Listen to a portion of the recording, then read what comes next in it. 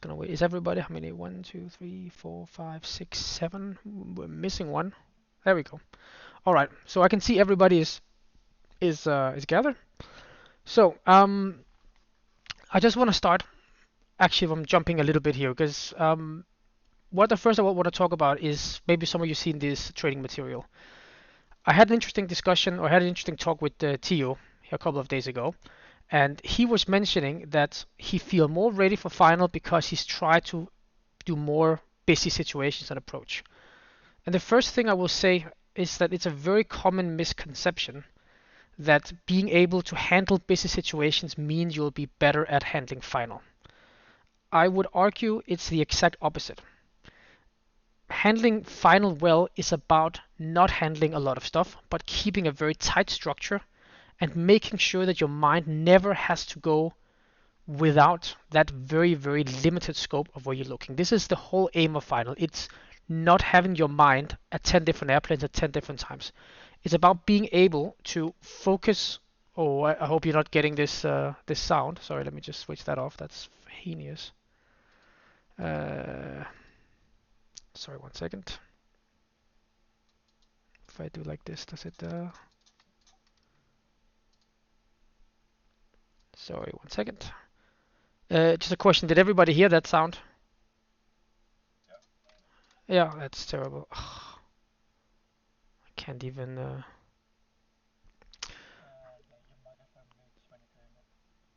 Yeah, I guess I could do that. Standby short. I can go in here, push to mute.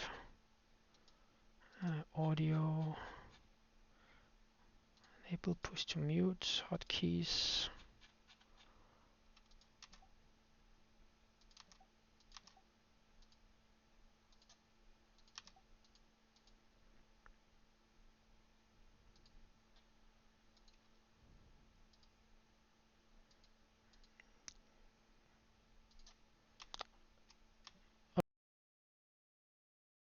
Now it doesn't. Now it disappears, right?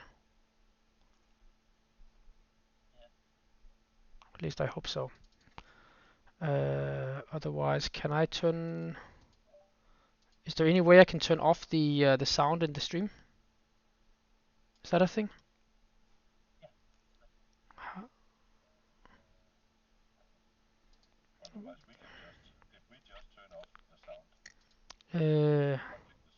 Yeah, I think that's a bit easier. Maybe everybody. Here also share system audio. That should work. I think that would work better.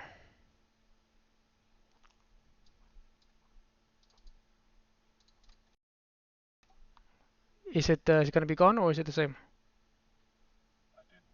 Okay, super. Then I think that works. Okay, so back to what we were talking about. So it's basically all about this thing here. So that's where you want to concentrate everything. And normally the way you do this, of course, is depending on how you prefer to do it. But I always try to keep everything very structured in regards to what I do. Now, how you prefer to do it is, of course, as always, going to be up to you. But keep in mind you want to keep that as consistent as possible in order to always be ahead and not lose sight of any airplanes or getting what I call over-focused. These are some of the examples we're going to use tonight. I'm sure Bartek did this out of the scope of what the training material states in regards to how we do speed, how we do the base turns. In essence, what I recommend everybody to do is putting everything up in good chunks. First of all, is when they're checking. That's kind of the first thing I normally tend to do. Why? Because we've been teaching actually not to descend people in order to have vertical spacing. The vertical spacing very rarely works. People are very slow at descending and it kind of gives troubles anyway. So it's basically a risk reward, and I rather want to have this guy to be down to 3,000 in case. So that's basically the first thing I do is always clear them down to 3,000. Then of course they do the downwind, keep the speed, this is also mentioned a lot in the training material, make sure you keep the speed because of this, that you're building up the final and it takes twice the amount of time to get back in. So keep the speed. The next thing, that's where I normally ask people to go down to 200 knots. Right turn heading 130, speed 200. It's a good way only keeping two instructions at the same time. So identify, descend 3000. Next thing is turn right heading 130 or 310, speed 200. Then them into the final, keeping them with 200, and then speeding them down as it fits into the ILS. This is, of course, is part of a little bit more of the tricky stuff. Anyways, to start looking at a few of the things, we have a situation here.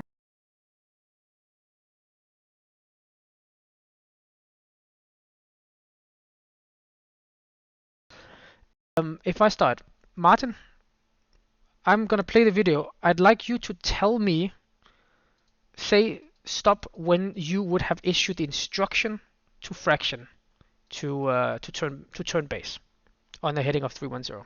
All right. So I started now, and say when. Don't worry about what Bartek is doing. What you will be doing.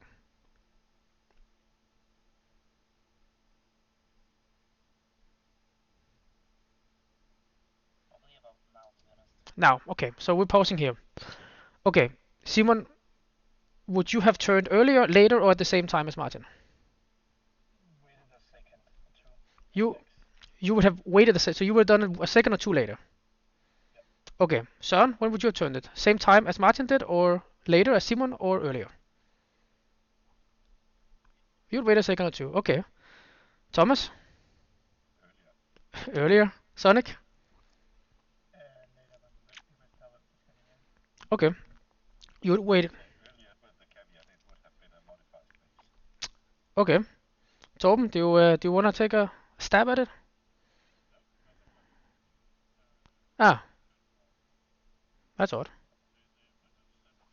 Oh no, I'm sorry about that. um, so Bartek, you don't have to answer because you turned when you turned. My answer would have been earlier. I would have turned him earlier, and I would have turned him on a direct base. So this is one of the things I'd like you to look out for. This is what I see most of the log files with almost everybody on final.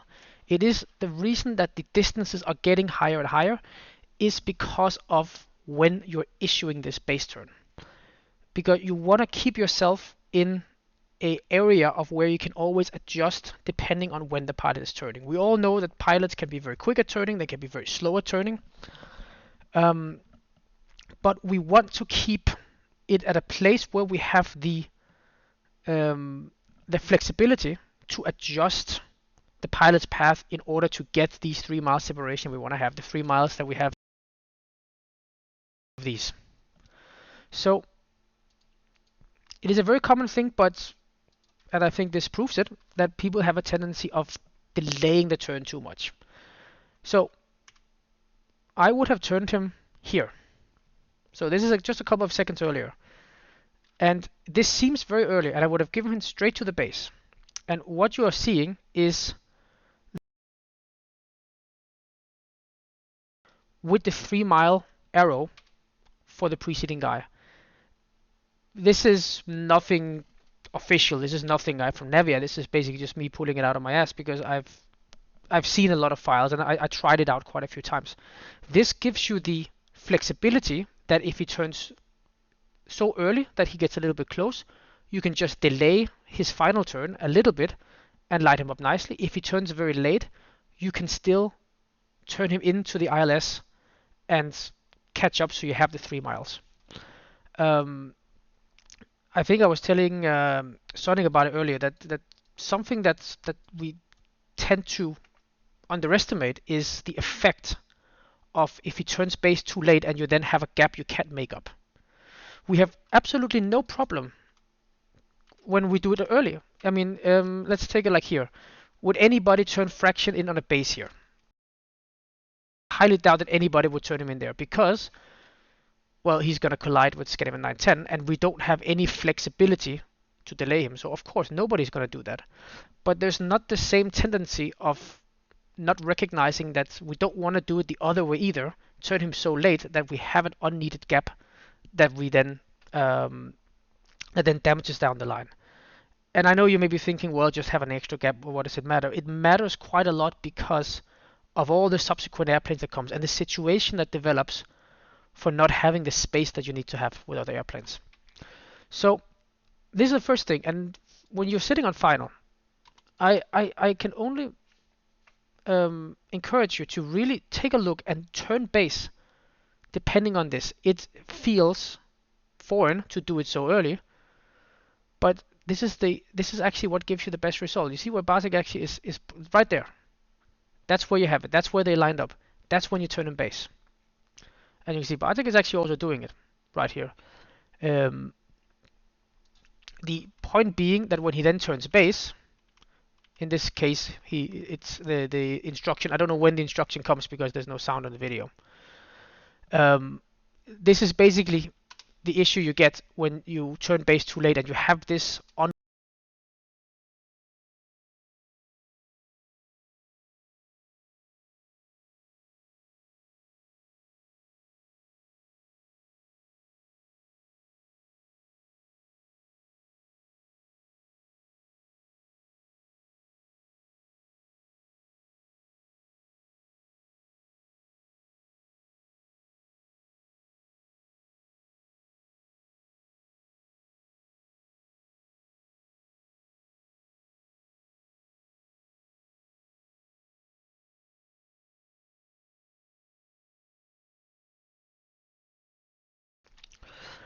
Anyway, so this was just a small exercise in the beginning to kind of show how that works. So I want to go back to the beginning. With this one.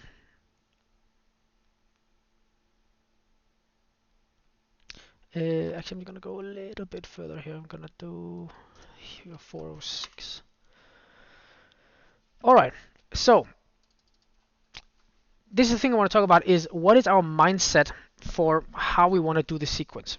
One of the things we also always want to do is making sure that the sequence is as logical as possible. Don't underestimate the fact that that the more difficult it is to see what is actually happening and having the mental picture of how are they going to turn, how are they going to line up, the more difficult it is actually to get the separation. So it's always good to make sure that you have something that makes sense. Here in this case, you have this CRV guy, he's turning in. You have Tom Jet on downwind, and you have EC kind of on a further away downwind. Guys that do downwind, I generally don't recommend taking people on longer on downwinds further away because he's so far away that it's very very difficult to really mark and really know where is he going to be in the sequence. If he turns base now, where is he actually going to end up being in the sequence? So what Bartek correctly this modified base in order to get him a little bit closer and have a little bit more predictability on the whole thing. In this case, turns in and everybody turns in. Just want to go into the next thing here. 1 second. So here is an interesting situation. So we're talking about how you want to have the optimum 3-mile separation between airplanes. And sometimes when that separation doesn't want to work out, you want to be there's a tendency you want to maybe think about putting an airplane in between in order to keep that separation down, because it doesn't matter who gets in as long as it has these three. It always does. It more works out. So in this case, you have Easy and Tomjet. They're an interesting scenario. They are 3.6, but because they're opposite direction, there's going to be something happening here. I think probably this EasyJet, he was not the sharpest pilot in the bunch, and yeah, exactly. And this is part of it.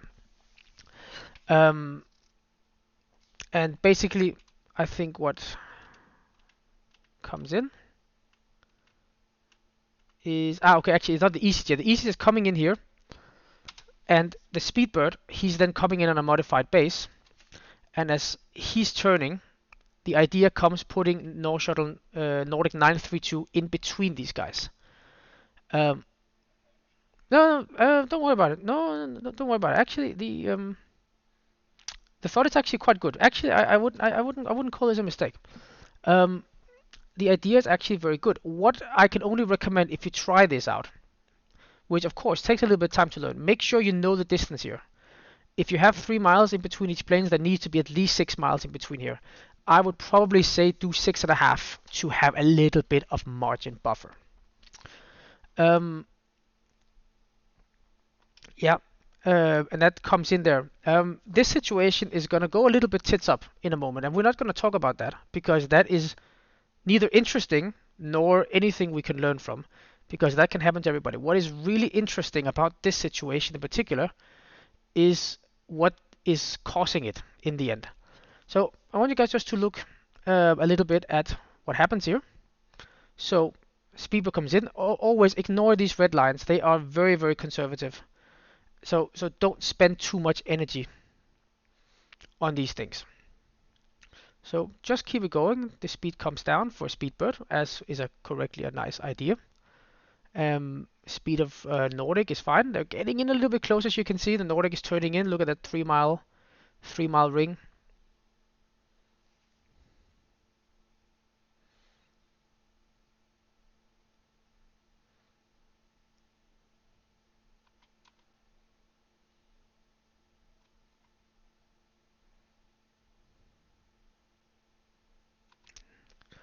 Okay, Sonic, I have a question for you now. What is the danger in this situation? What do you see that is potentially about to create an issue?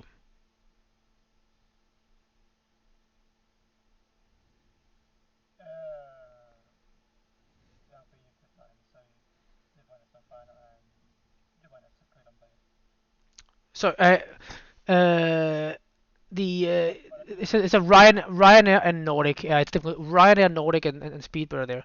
Who are what's going to be an issue? So sorry, say again. Between Nordic and Ryanair. So what is going to create a terrible situation very soon? Does anybody have any other idea? There we are. This is one of these very interesting things about the very, very, very easy thing to do is looking at this spacing and getting very, very focused on this thing. Because we're seeing the separation. Okay, that's getting a little bit close. What do we do? What do we do? Well, I would just say this is going to be okay. They might be a little bit close in. You're turning Nordic a little bit later. But it's very easy already from quite far out, already from here, when somebody maybe is thinking, oh, this is going to be a bit tight. I hope this works out. And then keeps focusing on this situation. How is that going to develop? It's so easy to lose track because you're looking at a situation developing. And this is one of the finer, more challenging thing when sitting on final. It's not getting mixed up in looking at a situation develop because you take away your eyes of so many other things. So as the situation develops, Lufthansa 5 Alpha Foxtrot, look at him there at Dovi, and of course to make matters worse, he's turning directly in, as sometimes these pilots do. And he is he's not picked up on because it would be a very difficult thing to pick up on. So he's turning basically on a direct direct base on the transition, and then he has to be turned away. I see there he's being caught, and these are the kind of things that very, very easily creates difficult situations. You see the the way that they lined up there, Nordic and Speedbird, actually they lined up a little bit on the short side, 2.5. It's right on the limit, but it's actually pretty okay. I mean, you can reduce the speed, okay, get them down to 160, and then it actually this lineup with Nordic, Speedbird, and was it a Ryanair guy, whoever it was, who's number one, that actually worked out acceptably. And when they have these 2.5 miles, they will normally be okay for landing. It's a little bit tight, but it works out. But the problem is, of course, with the Lufthansa, and then the way everything goes a little bit of a mess up for there, because that's then we're trying to get everything around, and Bartek does a very good thing up here with Scandinavian 8-1. He sends it back to approach. These are the things that just has to be done, because trying to solve this yourself, if things goes tits up, just send back the stuff that are misaligned up, which for example this Scandinavian guy was. Then okay, turn him back, we put him back to approach, we try again. Um, so yeah, that's basically a very interesting thing here. Um, any questions so far? I'll take it as that there isn't. Let's go over here to another situation here.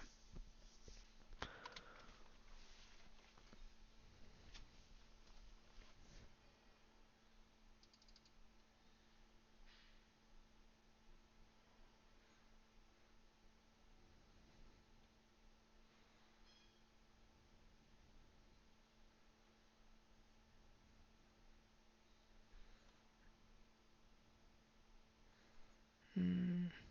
Actually, this was a more of a question to Bart. Like, what happened to this Jeff guy? Did he just turn in, or was this a vector that you gave him? Yeah. So he just kind of turned in. Yeah. All right. I want to go over to I remember. So here we're gonna look at Alpine 9502 and Lufthansa 627. We're gonna talk a little bit about the base turn again. So again, these are the things that one of the things that can be very tricky to get used to about how early you need to turn base. So you see already now actually, Bartek is doing a pretty good job in getting them lined up. What he's doing is he's turning them on a modified base instead.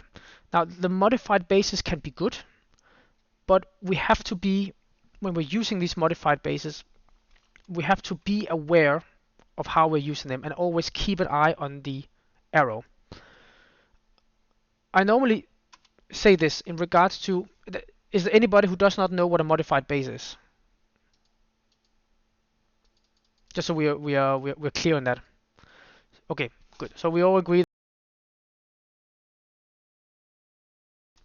So I normally say in regards to use of this modified base, when you're behind a guy who's on the ILS, turn direct to final. If you're going behind another airplane that is someplace else, for example on the opposite base or something else like that, you go modified base, final turn. Because having two modified bases going towards each other can be quite tricky. We'll look at that a little bit later. So the thing you want to be very aware of with this modified base, it's keeping an eye on, again, on the arrow on the end of his 3 mile arrow there, and the target of the airplane ahead of him. And try to visualize yourself. He's turning in now. Where is that going to end up in comparison to the earlier airplane? Now, to the best of our ability, if we try, and I'm just scrolling back a little bit. Søren, do you want to give a chance? When would you turn Lufthansa 6 to? When would you give him the turn to final? When you're considering how the edge there, the 3 mile vector that he has, and the target of Alpine. When do you think they're doing the same speed? When do you think it's a good time to turn him in? You just say stop when you would turn him in, or give him the instruction.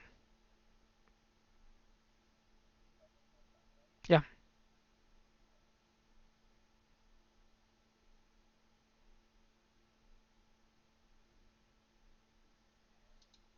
maybe there. It's a bit difficult to see when with the zooming in and out. Not much we can do about that.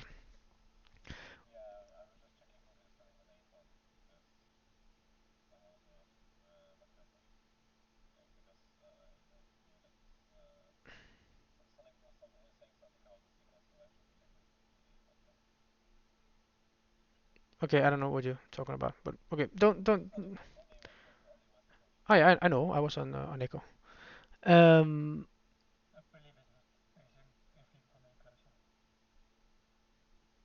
yeah, I don't know what we're talking about, to be honest. Um, but don't worry. We're moving on. So we look at this situation here. So this is where Søren would turn in. Would anybody turn earlier or later, or would everybody turn at this time? I know it's a bit difficult to see. Maybe I can assuming there we go. Would anybody turn earlier or turn later?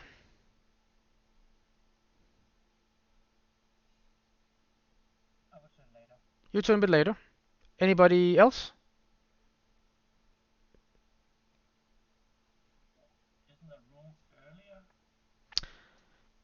It's the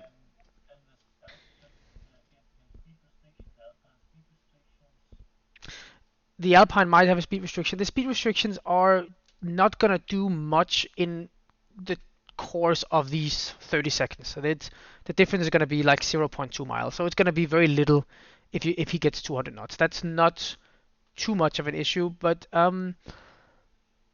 I would not do it later. I think it's not a bad time Søren has chosen here to turn in final. It it's more on the late side than it is on the early side because we gotta remember we gotta give him time to commence that turn, and sometimes the pilots are a little bit slow to turn. Something even like this could potentially be the way to go. Um, in regards to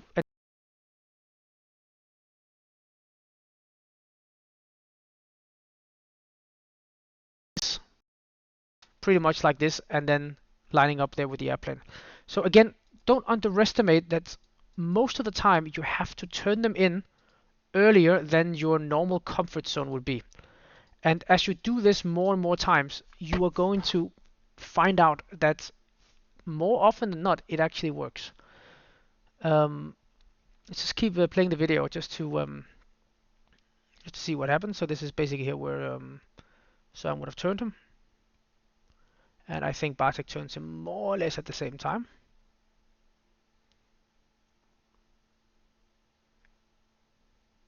So there he's being turned there. He's getting the heading there, 250 cleared ILS. So fasting forward, you can see sometimes it's so difficult to anticipate when the pilot will actually turn. And that's why also you want to be early, because if he turns late, you can adjust it in regard with speed restrictions and with a more direct intercept. But if he's already too far away, then the damage is done. And you see in this case, he comes in nicely, but now you will have, oh, oh, sorry, I thought I was pausing it here. Um, that is going to be an extra 3 miles. That's just an extra 3 miles that's going to be added on the final. So you can always relatively easily get out of the situation with speed restrictions and a little bit of a delay in the vectors to final if it's a base, for example. But be ready to turn earlier than your comfort zone is. You can see here, even though Bartek turned more or less the same time as Søren, maybe just a second or two later, it ends up being quite a lot. And once you get on the back foot, it can be difficult. I'm not quite sure. I wrote something here on this. We're just going to scroll up a little bit because we're not going to watch the entire session.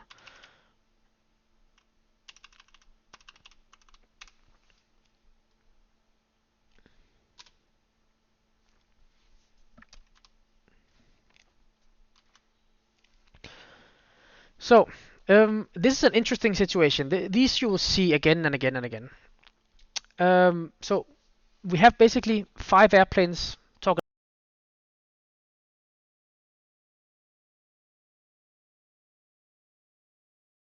planes. And I don't remember what is happening here, but I want to talk about what sequence do we want to get them in on. So, Ryanair is obviously number 1. Sonic, who will be number 2?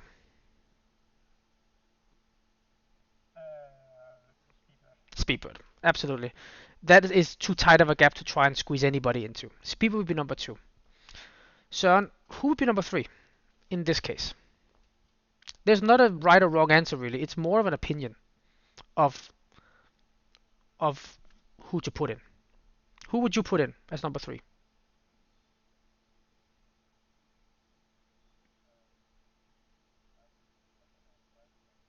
You try Scandinavian.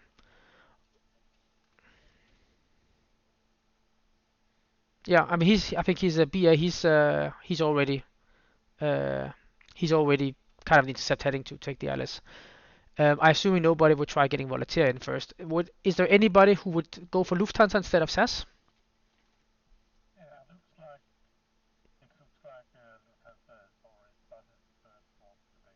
He's not. He's on a heading of 070. You have the so he's on the heading there.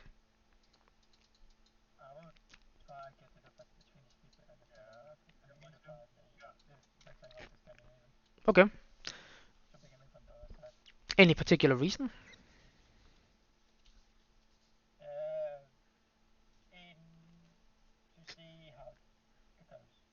Hmm. It's a very interesting. Again, it's of course up to the individual controller. I personally believe the best result you're gonna get is taking the Lufthansa in front of the Speedbird. My reason for such is back to the simplicity of when do we turn base. We turn base when the edge of the arrow is lined up with the aircraft target.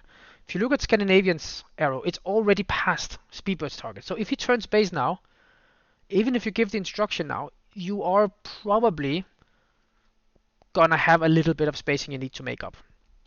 Now, you can still extend Scandinavian, and you can still even turn him base, and just let him shoot through and go on the other side to get the correct spacing so that Lufthansa come in between.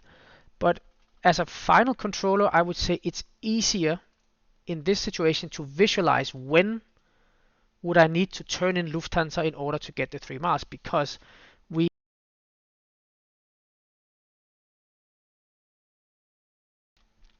so there's several ways to do it, but the sound is going on somebody's. Anyway, so there's several ways of doing it. You can also argue to try and take SAS in, but then you need to turn him right away. So then this is even just a little bit on the late side. Um, Otherwise, I would have recommended for Scandinavian, for Lufthansa 98 Victor as well, because it's just easier to see when he turns. So if we let it run,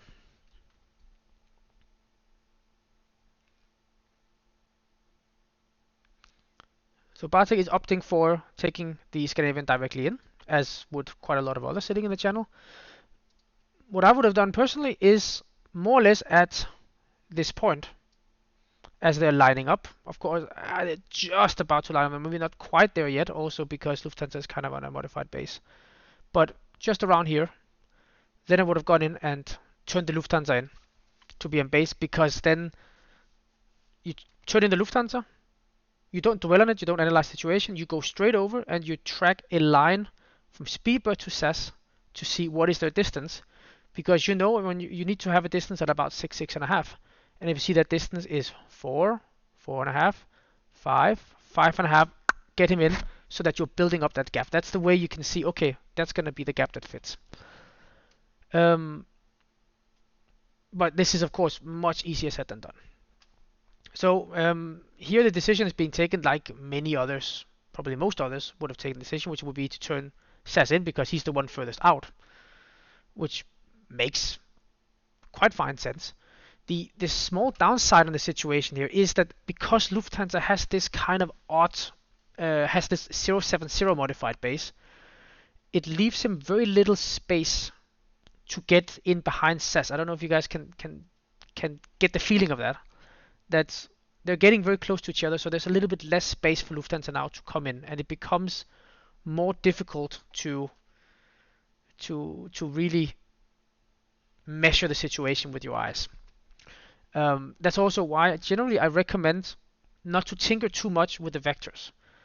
Downwind and base, and then in this case I do 360, 090 as the modified base that goes 45, pretty much 45 degrees on. Anything else easily becomes a little bit it easily becomes difficult to really see, because here, when do you turn in now this guy? It gets a little bit difficult in knowing when do I turn him in to make that 3 miles fit. Probably you actually have to turn him in now, which most controllers probably wouldn't, but from my experience I would tell you, if you turn Lufthansa in now, that's when you will have more or less a correct spacing. So basically the situation is lineups. Okay, it's a little bit slow, and you see Lufthansa comes in later. And all right, so where are we? 50. So if there's no more questions or comments to that, then I just want to go fast forward to 54:30.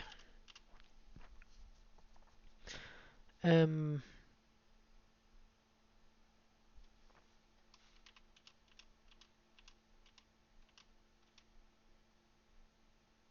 okay, so here is a situation. So I hope you all got this. Is can't really see. I think it's a Lufthansa. There's a Lufthansa coming up there. So this is going to be about this with squeezing in an aircraft between two other aircraft. If I remember correctly, actually this works out quite nicely. See, first thing Bartek is doing here, he has decided, okay, we're putting in Viking in between. Let's get that QDM vector where you open the top sky. If you have the top sky menu out there, you just press QDM between the two airplanes, and then you have the miles. Then you can follow up on the track mileage so that you know how much to take. And then Viking is being turned in, and very correctly here. Look at when Viking is getting that. So here is, we could just go 10 seconds back to see the situation when Bartek is actually drawing the vector line. There draws the vector line. You see, he's actually drawing it.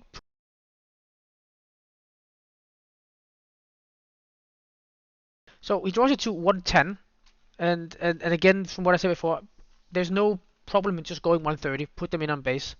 It works quite nicely. And as you also will be able to see, it ends up being quite a decent time to vector to turn them in.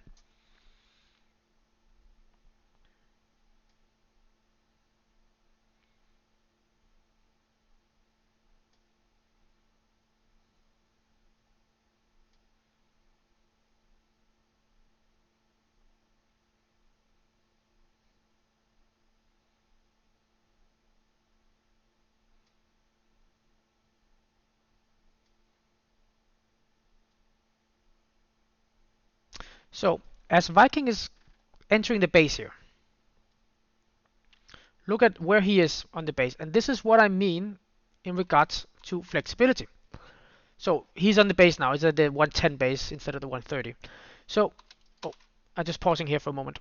So what I'm meaning with this, that you have the possibilities, having the option. Well, if Viking had turned earlier,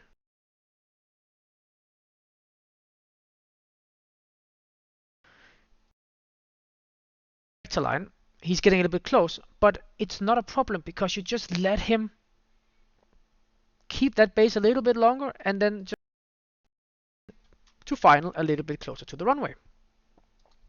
Now, Viking may be a little bit further out. Now he turned a little bit slower.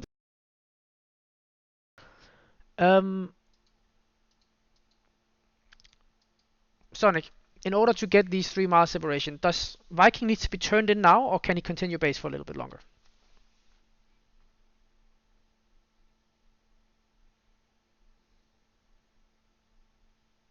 No answer. Is he not there? Oh, hi Chris. Didn't even know you're there. You're a sneaky fella.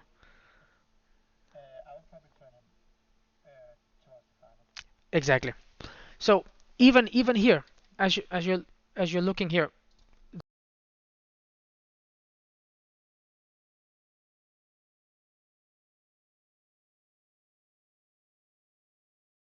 considering how slow he's with the turn, that's probably gonna work out quite nicely. And I can see Bartek is doing the exact same thing. He got the same idea. Right 190, cleared ILS. Because he sees this. And Viking comes in. Now, to just describe an advice I would have on the situation where you're doing this, I'm just going to go back a little bit to just about here. So, when you're doing this with squeezing somebody in, very rarely, unless you have no other consideration, turning an airplane directly in when you want to squeeze somebody in between is limiting yourself a little bit on the options. And that is what happens here, which is, I think I'm a little bit too far, sorry. So here, the decision gets taken to turn Lufthansa 520 Foxtrot directly in. So what I want you to consider as he's being turned in is it is kind of limiting yourself a little bit in regards to, is it necessary? Do we gain anything by turning Lufthansa directly in? Because I would argue the case, I'm sure most of you can agree with me, that it's not a given in this situation that it's going to fit. It's not like there's a 10 mile between everybody and you need to get them in. Right now they're 3.5 miles, 3.4 miles, and they need to get up to at least 6. So this is a bit of a jump of faith. There's nothing wrong with a jump of faith. Actually, that's what I'm trying to encourage. But think about, is there any benefit to this? What could have been an idea instead, Martin? What do you think could have been another thing to do? Sorry, I'm a bit out of it right now. Give me a second. Okay. Well, I mean, I can jump on somebody else. If anybody else has an alternative idea to what you could do. If you could do it again, Bartek, what would you have done instead of turning him directly into final now?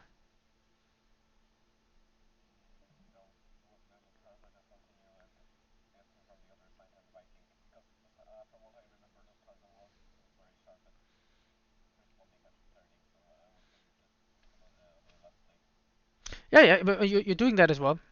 But it's more the point of turning him in directly to final. I think your turn is good. The turn is spot on. It's a great choice by turning to turn. But what I'm trying to get to is instead of 5-0 on a 3-1-0, turn in base, because if he starts turning and you see it works, the spacing is coming up, so he should have been directly to final right away. Then you can just tell him continue left turn heading 250 cleared ILS. So it gives you that the out of now he's turning towards the base, and if you see okay he should go all the way to final, you just continue his left turn. If you already give him a left turn to final, then once he's passing that 310 heading, then it gets a little bit messy if you have to turn him back to base. I don't know if you know what I mean.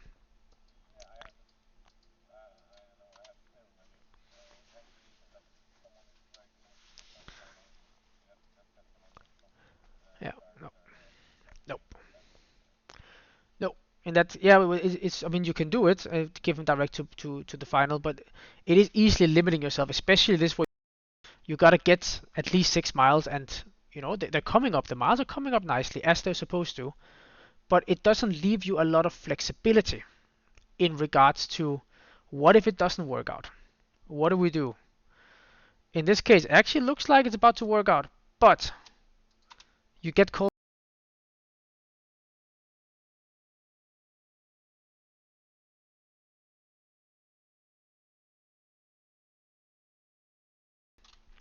Um, Spoiler alert, actually, it would have worked. I think it would have worked very beautifully. This thing you did. It's a little bit of a shame that you backed out and gave him 300. I actually think this would have worked very beautifully. As Viking turns in, but of course it's easy. It's easy to sit here and say afterwards because I can see the Viking turned in as he's supposed to. Um, but this would also give you the flexibility of if you're turning Lufthansa down a base 310, and then as you get to 310, which is basically around here, you can see, hey, this is actually gonna work pretty well. Okay, Lufthansa, blah blah blah, left heading 250 cleared ILS. And if you see, oh yeah, that didn't work out, then you can just be happy that you have him on a base and he will continue until you turn him in. So in this case, he then went a little bit through and then turned in, and then he did a little bit of so and so and so. But in the end, through speed restriction, everything worked out in the end as well. um,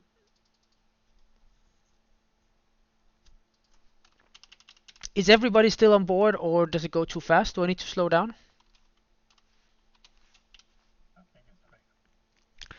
Okay, so we're not gonna sit here the whole night either.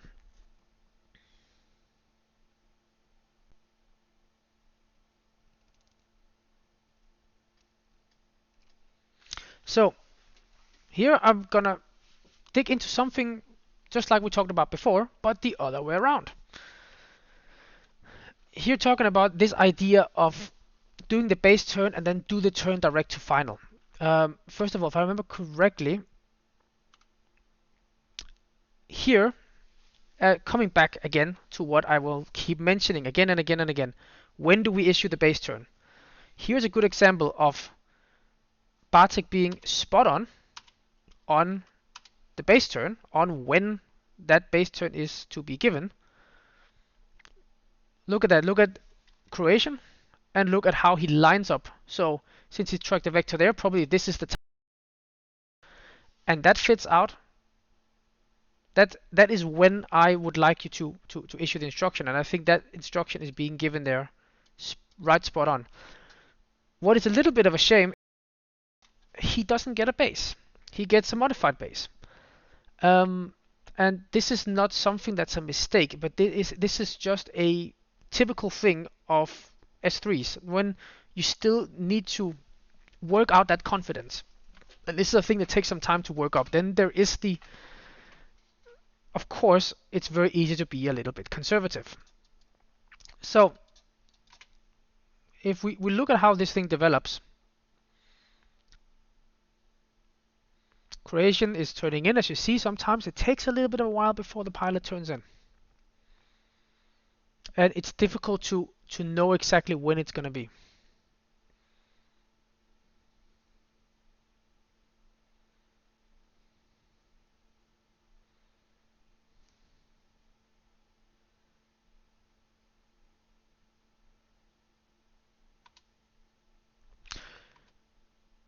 So as he's turning now, let's see. Chris, are you with us?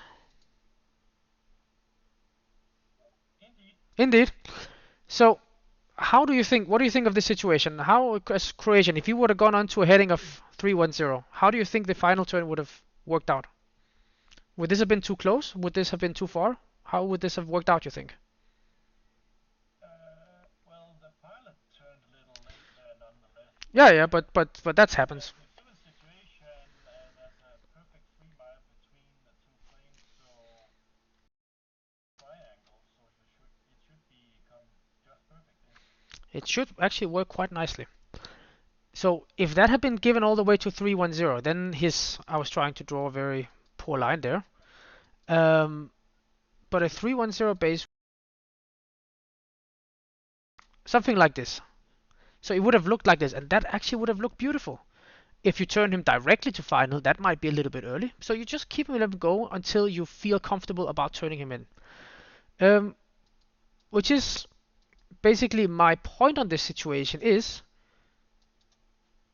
this being conservative with giving the heading 330 instead of giving the base turn is normally not needed when you give the turn at that point because it is going to work out. In this situation, I do believe that Bartek sees it. Unfortunately, he's leveling out a little bit at 330. You see there, Bartek sees it right, straight away. See, okay, he has to be turned in, but he has already leveled off there 330. So there's going to be a little bit slight more of a delay, but completely corrected C and seeing, okay, he needs to be turned. He needs to be turned in if we want to line these two up with each other. Then it's definitely time, and that's basically what he does. And let's see what happens, because I don't have this memorized.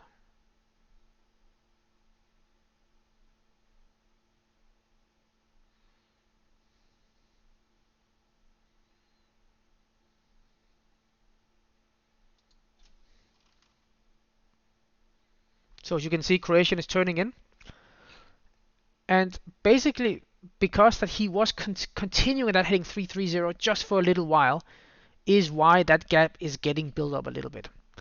Um, and it's a difficult gap to bring down because Scandinavian 218, he's already at 200 knots, and he wants to stay at 200 knots correctly because he has 4 miles into Austria, and we want to catch him up as well. So 200 knots is completely correct to give Scandinavian at this point. So it just adds a little bit of extra distance here from the Croatian that would have been super to be without.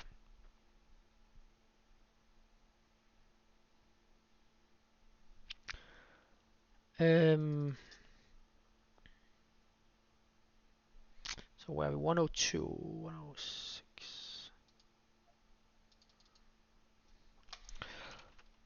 So moving forward over to 106 and a half.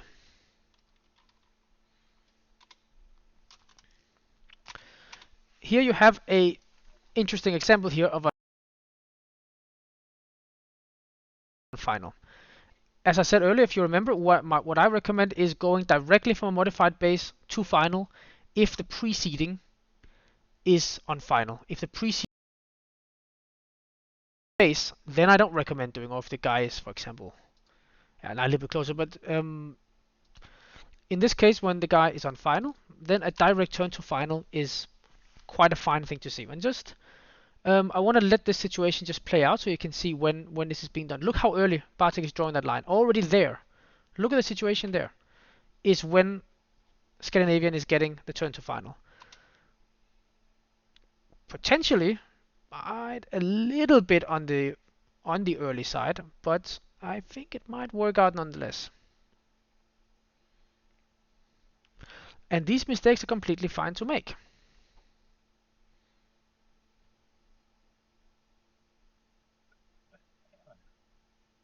Hmm? You can see how it works out.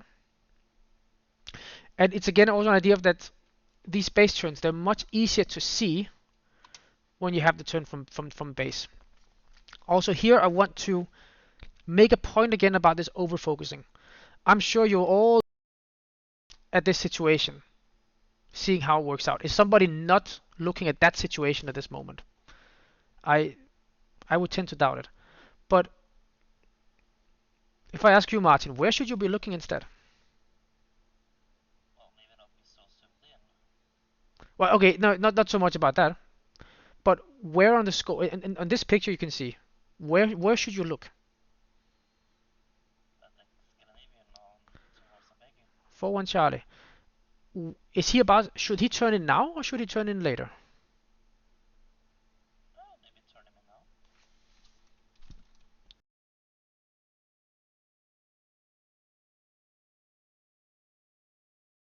Should probably think about turning him in right now.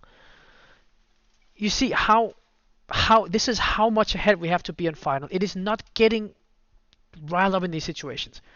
This, you look at it once and you take and say, okay, is this too close or is it gonna? It might fit. Are we a little bit in doubt? Okay, 180. Boom. Okay, and then we don't do more. We just let that rest for a time because we can't use that situation developing as an excuse to forgetting everything else. So we gotta be not lingering on this. Turning him in, okay. It's getting a little bit close. Okay, 180. Scanning for 1 Charlie, turn right heading 130, this speed 200. So this is one of the finer arts about final. So as you can see, they have 2.5 miles. They're getting a little bit close. As it turns in, they're coming in and they are getting to a manageable 3 mile there, as you can see. I think is a little bit helped up on the fact that one of them didn't slow down as needed. But look at what happens in meanwhile. Because that this situation is developing, only there does getting for 1 Charlie gets the turn, as we're realizing. In this case, I would actually even recommend, you can see the damage is done. His tag is even lined up behind the tag behind the radar tag of the other one. So we know this is late. So okay, damage control, right turn 190, cleared ILS 22 left. We know it's happening. We know it's there. Okay, what can we do? Get him in. Now in this case, if there's been a lot of airplanes, what you could have considered on a base and then getting another airplane in front. Then you could have done this with squeezing. In this case, this didn't happen. But I want to teach you all a point now, which is and there's no airplanes.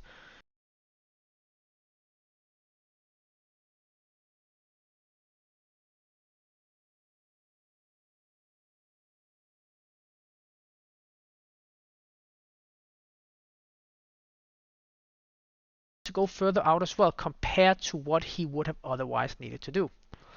So if you allow me to scroll into it just so we can see it. Skeleton 41 Charlie is turning.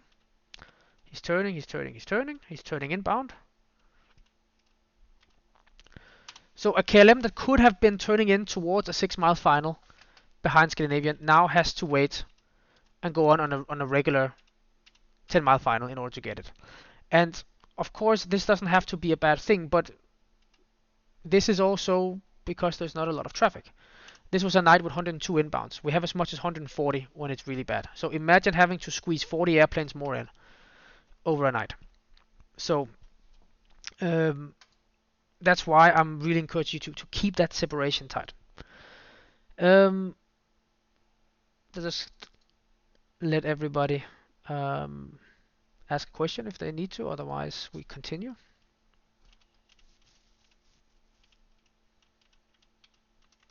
You see, this is a beautiful thought. Austrian 301, put him behind KLM.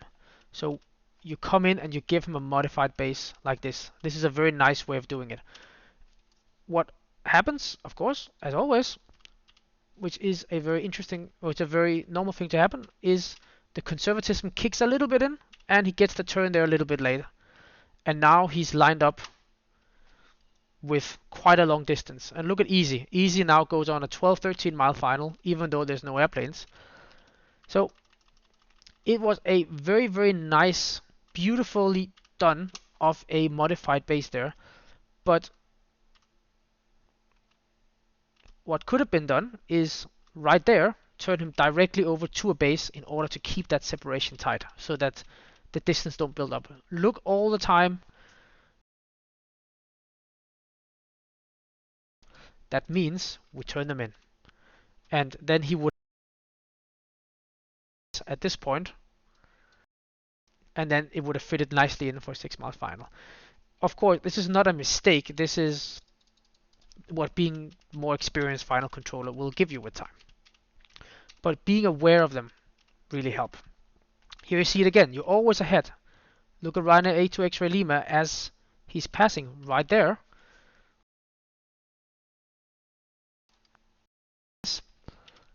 That's the time to make him turn, give him the turn inbound. In this case, I think that's where we're 115, 116. In this case, as you turn him in, again, you see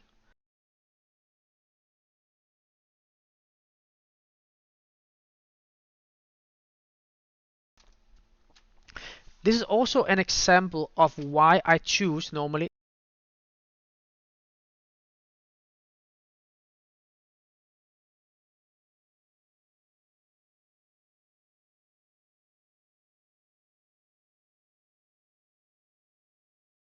well. So that's why it is that I recommend to descend to 3000. The risk of loss of separation on altitude is lower than risk of having a go around because they can't descend that much and reduce the speed at the same time. Moving onwards to 117.38. That's again an interesting situation. If anybody wants to join in, who hasn't said anything in a while. Oh, hi Mark. I didn't even know you were here. Yeah, I just joined. Was a bit late. Yeah. So, anyways, to jump in, Simon,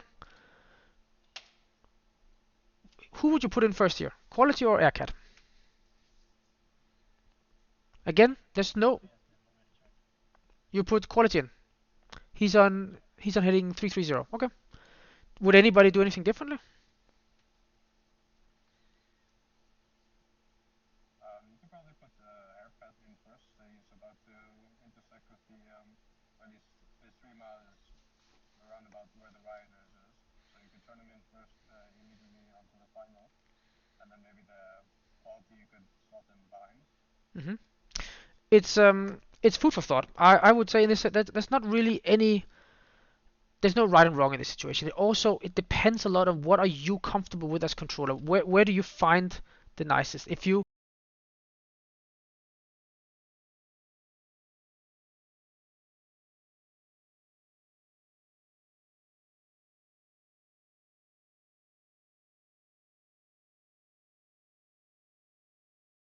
the AirCat, I would say at the same time as Simon says, you could easily argue for the quality as well. But Um, there's no traffic behind the quality, and there's red nose behind the aircat. yeah, but So the quality could come in after the aircat yes, to make a room. but Nordic there is quite far behind. You will see there on. You will see as well. This will they will be well in before Nordic. And at the end of the day, if you have the tightest spacing possible, that is when you're gonna get everybody in as early as possible, no matter who's gonna be there. Um, I would not recommend to look that far out on things that are not in the airspace yet, because it will not. I think you'll see it will not really make a difference. But you can go both ways. So as Simon is proposing, quality, he would have to kind of think about going in now, because he's all.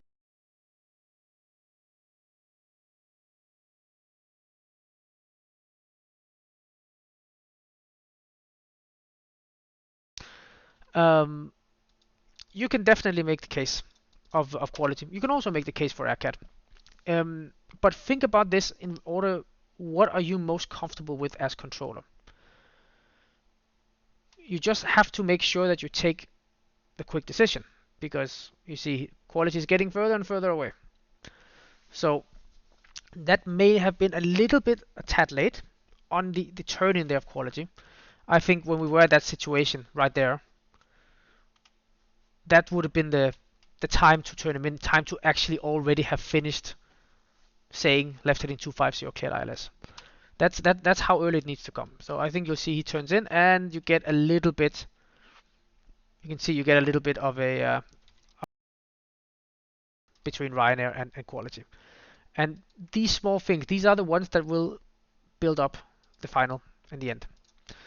Now, before we move onwards, you see here that AirCat 502 is getting a base. This is a very, very tricky thing to do with already on base, another one base. When do you actually turn him on base? If you're in doubt, I will recommend and turn base.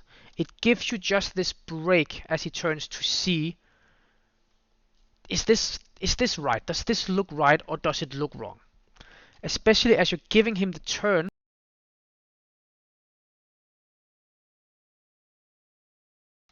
And this is Per Birk, so he's in his full 737 simulator, so he's gonna turn quite early. He's not gonna linger along. Of course, nobody knows that.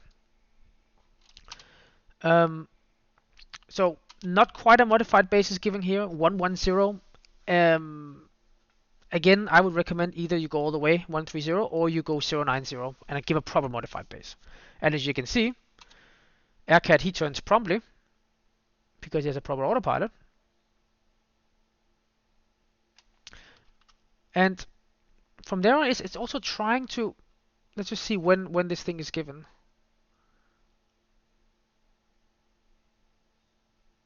I think I gave it too early here, sorry. So already there kind of is it given. Now we can try our best, and this is a bit difficult. That's why the situation can be a little bit tough to analyze, because when we're using our measure to base turn, I mean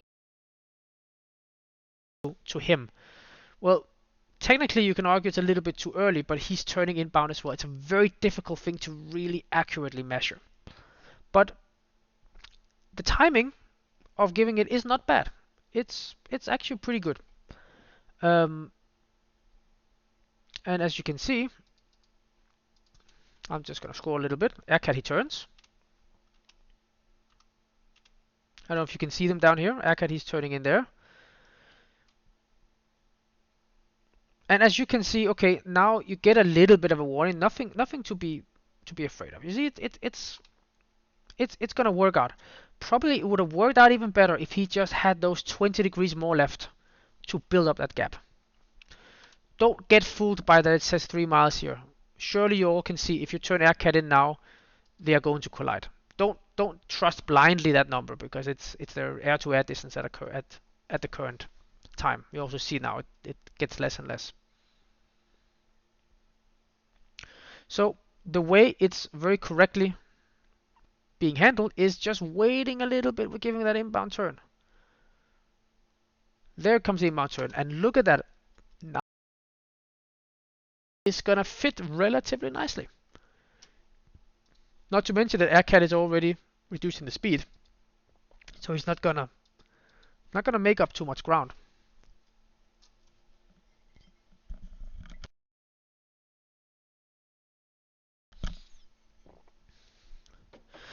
So this is my point on when you're giving these early baits. If you have a little bit of a close situation like you have there, you just allow the airplane to get a little bit closer to the ILS.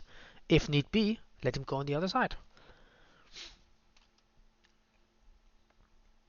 Now quality would have to go down into speed now because he's getting a little bit. This is also a very difficult thing to manage with the speed, but once they get within 10 miles, make sure they go down to 180.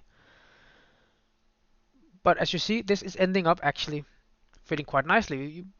The speed 180 to Aircat, I don't know if any of you remember from the training material, there's being a point made out of don't give them a speed restriction of this 180 until they are on the ILS.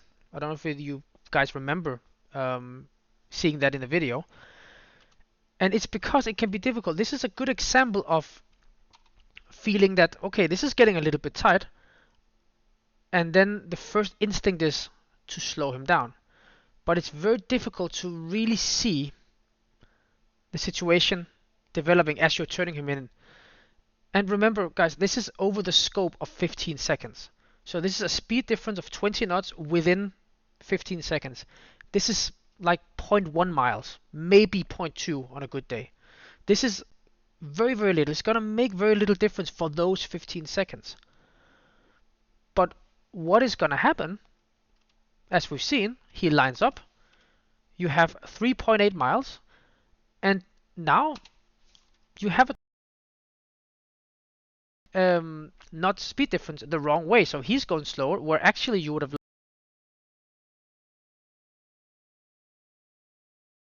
And that's why my point comes in at when you're turning to final, don't press the panic button too fast. Ooh, that's too close. Better 180. No, no. If you can't see for sure, and when I say can't see,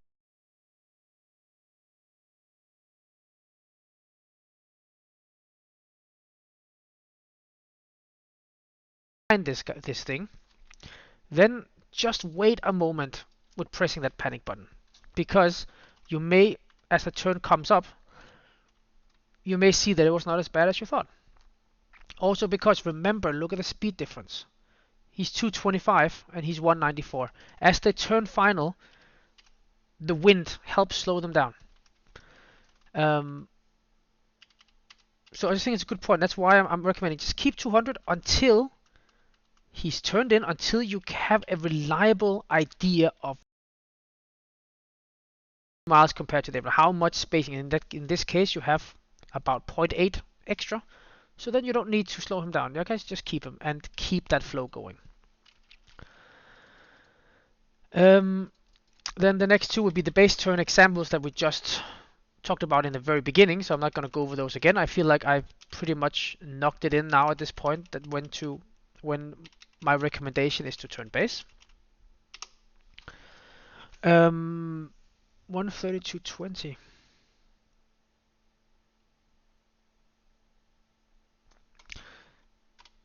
So here we have a situation with the ones I want you to look at is, well, interesting are uh, these two guys are the ones we want to look out for. So what is happening here is that, first of all, you see here, this is also, actually, I'll get to that in a second. It's not quite applicable here. It will be applicable next example. So KLM is turning in, just in the essence of saving time.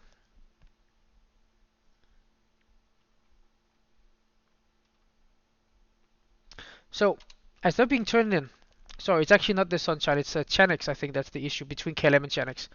So sometimes when the turn comes in and it's a little tight, this can happen to all of us. We're playing really with the limits of this. We're playing really with putting that tight separation. Sometimes we bust the separation and it just happens. And we have to take a decision whether or not we want to send around or we want to see what we can work with.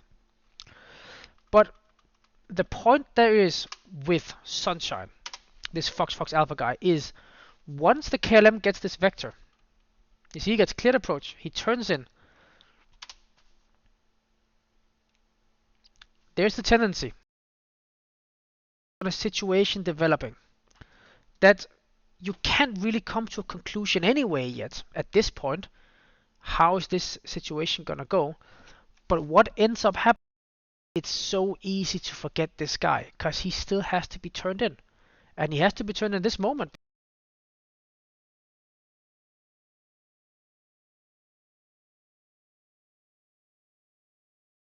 Behind KLM. And I know it's much easier said than done. But don't look at situations developing. Have an idea where these are gonna go. As we're turning in here. There. So let's stop. Oh. So if we stop it here. If I can ask somebody, Martin, what do you think of this situation between KLM and I think it's a Lufthansa? Oh no, sorry, it's a Chanix. What do you think about this situation separation wise? Well, it's 2.5 thermostats. It's 2.5 at the moment. Where if you look, yeah, I mean, I'm not asking you about is it needs to be sent around or not, but is this situation gonna be sustainable moving forward? I would probably say maybe not, because you have to slow down the guy in front as well. That's of course the issue. You have to slow down. This guy will get 1.624, and then at some point he will have to go to landing speed, and then as you're already on the limit, it doesn't mean panic. It doesn't mean send somebody around. But Bartek, what could you do in this case?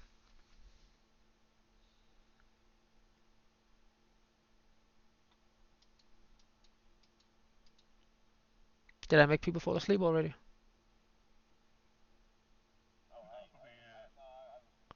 Oh, So what did you answer?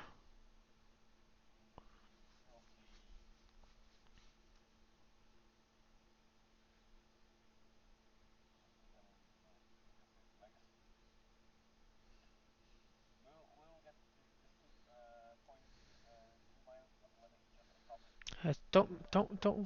Don't worry about that. Again, that's actually the issue. It is that you're trying to anticipate a situation that's going to happen 30 seconds from now, and you get focused on that. Sunshine is first of all. Yeah, Torben, you were trying to jump in with something? Yeah, I was going to say, turn Sunshine, make the middle player, I can't see what it is. KLM. Yeah, KLM, make him go 180 and then give the same instructions to the dev line.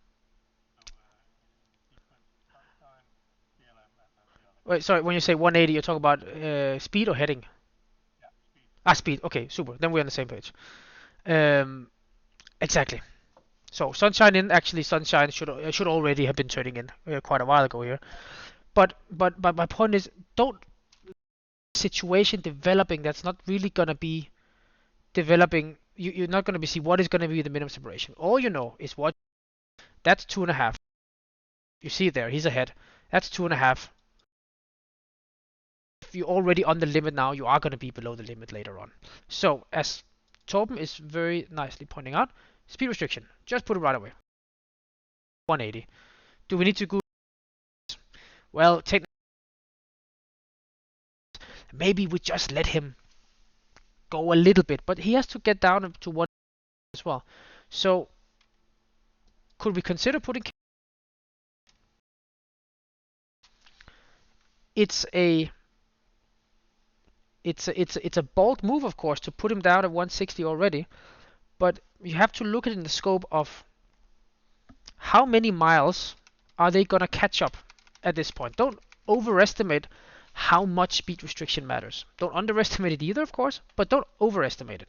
So if I can do some math for you here.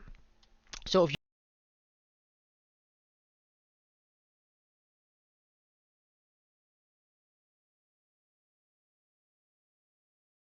so that means if you have a 20 knot difference between,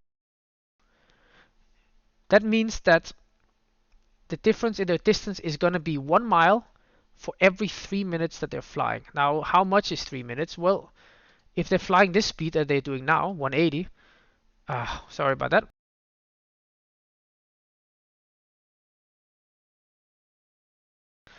Since they're flying 180 now, that actually is the equal to 3 nautical miles per minute.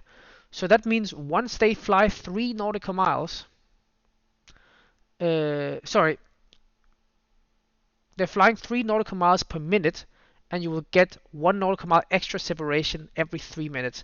So that means with a 20 knot speed, it's going to take 9 minutes. Sorry, it's going to take 9 miles before you have 1 mile more separation. So that means that 1 mile, that would become 3.5, basically just before Chanix is touching down. So 20 knots is not that much.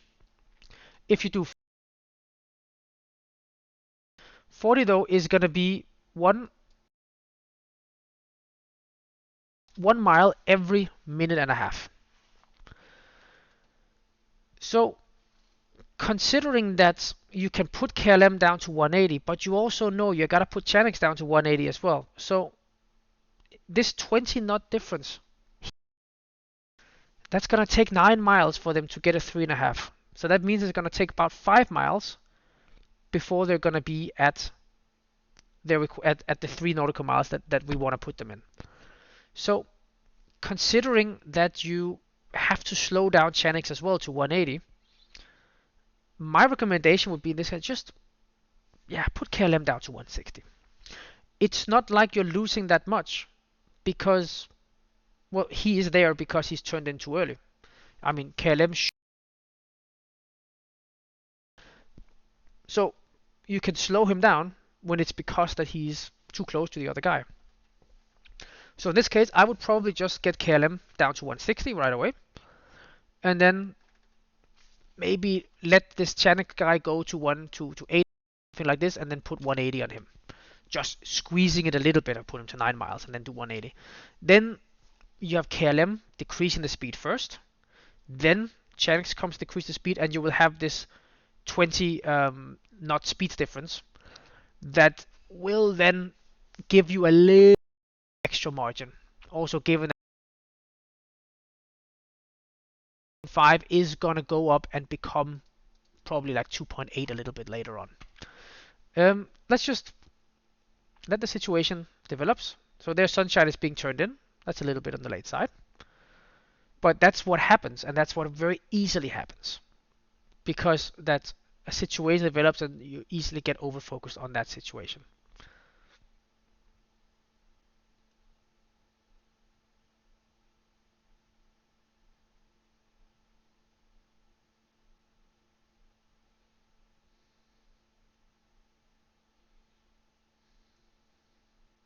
So you see at 2.6 as they line up, it goes a little bit 2.3, 2.6, but the highest there's 2.6 when it just needs to, when it updates.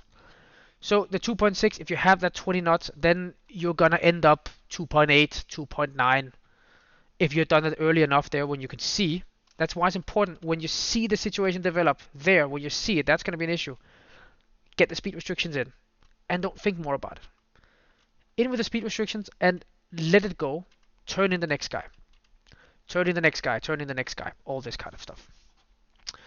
Um, unless there's any questions, anybody wants to jump in, then I will jump to the next thing, which is at 134. It's actually pretty much at the. Oh, sorry about that.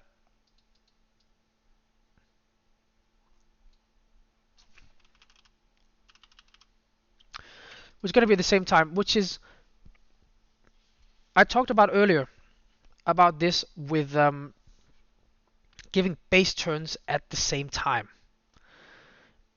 So what happens in the situation here is that Skeleton 5-6 Tango, he gets a base, and Lufthansa gets a heading 290. That gets taken a little bit over here. It's getting left heading 280. It'll be something like this.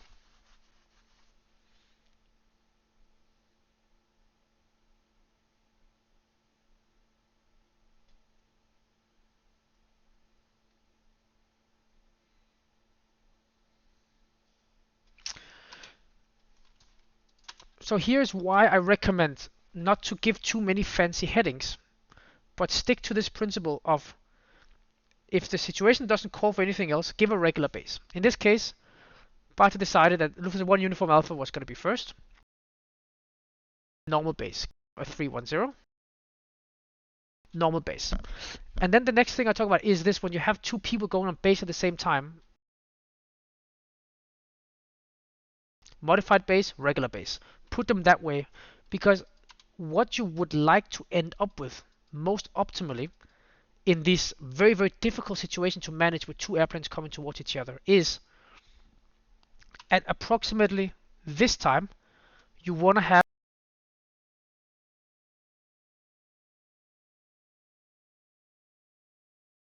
just around 2 miles. You want to have them offset a little bit, but you still want them to go through each other, because if you do this, you get,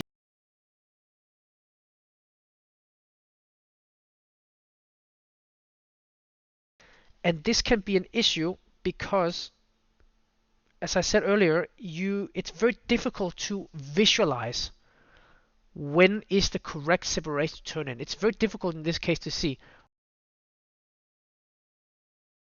when do I need to turn Scandinavian 5-6 Tango so he gets behind Lufthansa. I hope you can all get the feeling of that's a very, very difficult thing to do. If you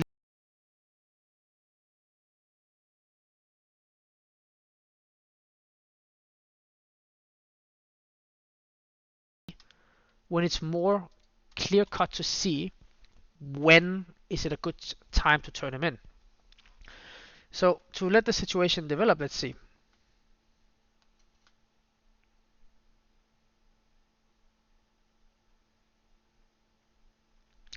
You can also see here that Lufthansa, because he has this heading 280, he gets a little bit closer to Sunshine than might be actually needed. I think in this case the turn was perfect, but again, keeping at the regular 310 would have helped there. So instruction is given to Lufthansa to turn there, and he goes straight over to 5-6 Tango. Now, if I dare ask you, Chris, Skandinavian 5-6 Tango, is there too much separation between him and Lufthansa there, or is there too much? Sorry, too much or too little, or perfect? The Scandinavian 5-6 Tango giving a final immediately. I would probably give him a final immediately. And when he lines up on the final, is he gonna have the 3 miles, or is he gonna have more, or is he gonna have less? Just Just a little more. he would have a little more. Does anybody want to say anything differently?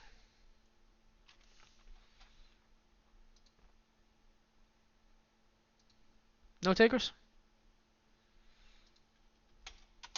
Let's see what happens.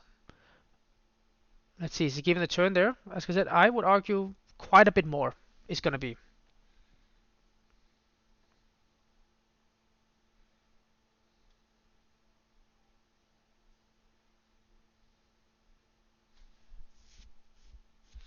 And this is what very easily happens when we have these, where the airplane tracks too much out before we can really see how it's going to work out.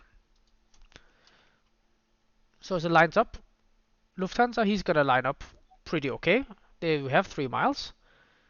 Might be a little bit on the slow side, a little bit on the short side, but it works out. 2.8. That's quite okay. With the I think with a 310 base, it would have worked even nicer. It would have been like 3.1, 3.2, and it would have worked beautifully. But as Lufthansa now turns in, as you can see,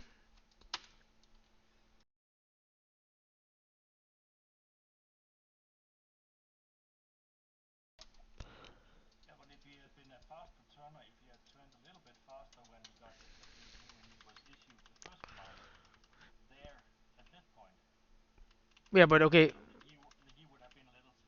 I think he would have been a little. It would just been a little. but the problem is, but the problem is we can't count on the pilots to No, be that's laser sharp on. true. So the place we have to choose for them to give the inbound turn is where that if they turn right away, they will still be okay. If they turn late, they will still be okay. That's the spot we want to hit. So that is the thing that once you give it and it's so late, if you just then a late turner, then it will build up quite a bit. Um, 36, I'm already past that. So one of the last few things I want to talk about before we're finishing up is 42, 43 is an example of exactly the point to put in the base turn. 130, you see how they are lined up with the next guy.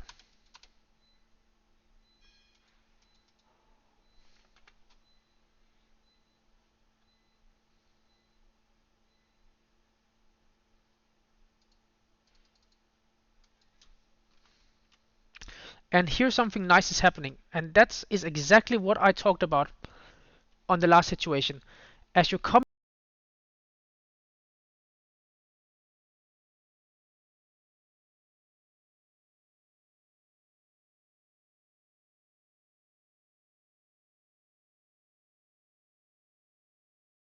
there's separation. That is a very nice way of doing it. Actually, this is, I don't remember if it's exactly what Bartek is doing, but it is in the beginning at least. Here's the first turn. He's coming in, the first guy. Just go to the ground real quick. And you see Lufthansa 6 Tango getting a heading 360. Nicely and clean. 130, 360. Good standard figures. You see as Postman is turning in. That is going to be a nice turn. And then what I would recommend is probably around here. Here is the time when you give Lufthansa 6 Tango the further left turn to base in order to line him up with Postman going this way to get that offset. I know it's a very tricky thing to do, but it's about being able to see the situation, because otherwise the same thing happens and then you will have too much of a distance. But you see, there he comes. I don't know, maybe he forgot to update the tag, but okay, he's turning back. Okay, it would have been nice. And here then probably a good time to turn him in.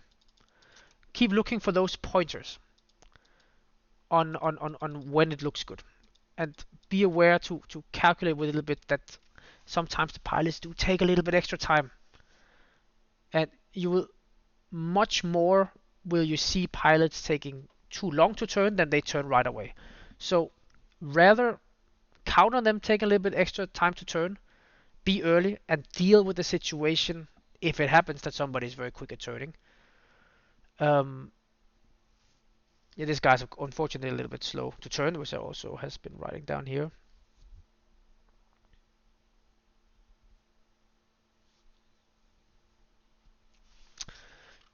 So the very last thing I'm gonna highlight is gonna be this situation here. We have a few different airplanes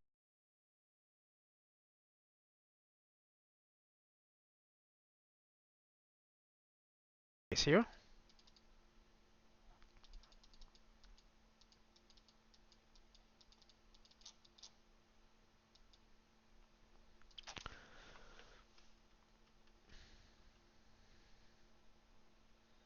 So now I forgot to write who it is it happens to. So I just gotta post forward a little bit here to see what.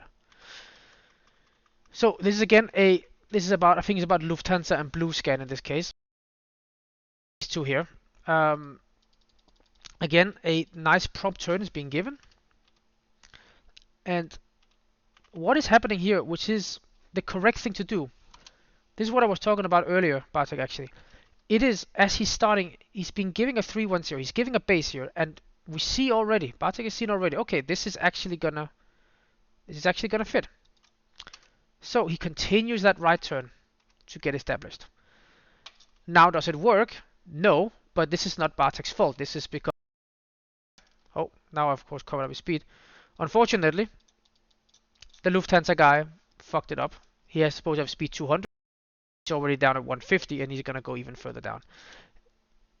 It's very difficult to do much about that. We can ask the pilot, check your speed. We can ask the pilot to speed back up. Sometimes they will do it. Don't plan your finals, your evening on final to anticipate that everybody's going to do this. Just accept that if it happens, okay, we just got to deal with the situation. We don't worry about it. OMD, turn inbound, SAS, get him in.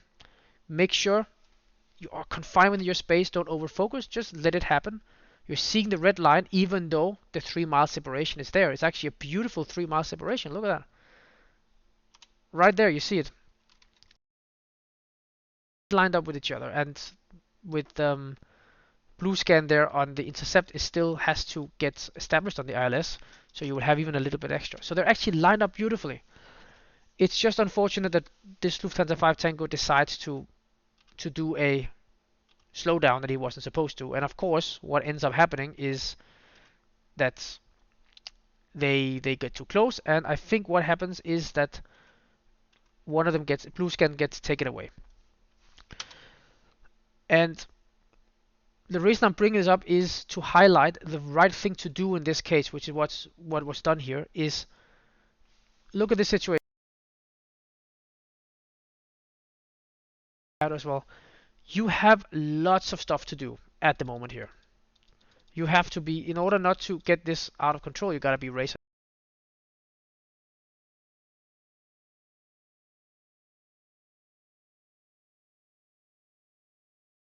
between. There's a lot of stuff happening here. The line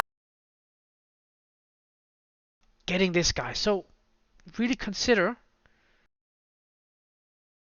go back to approach. I think I don't remember if you did it, Bartek, or not, but this would be my recommendation. Just even though you take him back, imagine you're doing all this.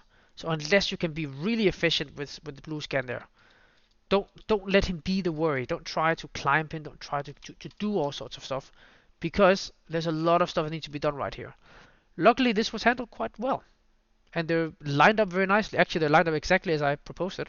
7-7 kilo, 5-8 Quebec, then goes back to approach because he was out of sequence, and then BlueScan gets taken in. But consider these things. Keep your focus where your focus needs to be. And only when people are not turning, when people are in general, when they're out of sequence, meaning that when this way, they're very difficult to turn, very difficult to handle, then consider just getting out of the sequence and get back in. The main thing is this. That's where we want to go.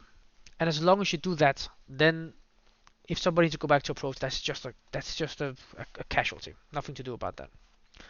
Question? Yeah. Yeah. For my part, I do see a lot of pilots recently who are not super proficient and just turn base, delete the discontinuity, start the approach base. I had one who even said that his ILS turned on by itself, so he went on the localizer. Mm-hmm. This case where one is ignoring the speed and is just doing as his FMC and arming his approach, for example, is it all right to take him out of the sequence saying you did not adhere to the speed restrictions, you are messing up the sequence, so if due to rebind already when you spot, I think it was at the 6 mile, the plane that went 140 or was it or something like that, Mm-hmm. can you take him out of the sequence just saying cancel ILS clearance and return him? You, Because it's a slow plane. It's the mm. one you are you are not reward. So, I because you don't need to argue more. You're not only allowed, you are encouraged to do so. I encourage you, and I will support you if somebody writes a complaint on it, because there's no idea in ruining the evening for 7 controllers and 120 pilots because one guy's fucking up the whole thing. In this case, yeah, break off the approach. There's no need to say you have to log off. Break off the approach, back to approach, and if you have a moment, then just go off the process. Tell him that he needs to be able to do it. Otherwise, please continue the flight offline. I've done it more than a few times as well when people just are all over the place, like this guy telling. Just say, please complete your flight offline. Um, yeah, just and if he refuses, okay, then back to approach for resequencing. Because achieving 40 an hour is so dependent.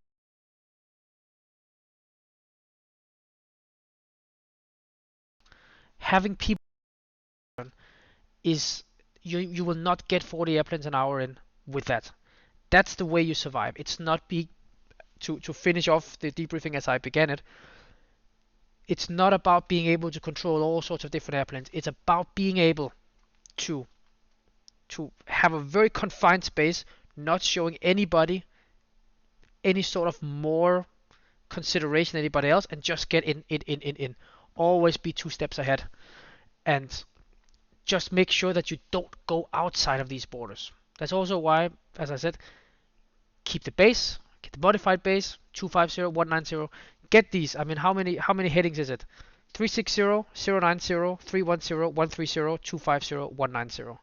If you have those 6 headings memorized, you're already quite a long way. I can only recommend that if you have these 6 headings figured out, you can get a long way. Um, that's pretty much all I could see from here. Um, Anybody wants to say anything else? Anybody like to have their some questions or some comments or some situations they'd like to talk about? no. There's of course a question about F cars that Oof. Yeah, yeah. What can you do about that? I have no answer. I'm afraid. Luckily, it's very limited how many comes when it's busy. There's normally 1 or 2, but normally there's not much more than that. If it's a really bad day, then we can try to tell them please complete the flight offline. But it's a very delicate situation because we're not really allowed to do much. I know it's a bother. Yeah. Anybody else? All right. In that case, that's all I have. Hope it was somewhat useful. Um, and yeah, I hope that everybody learned to see something.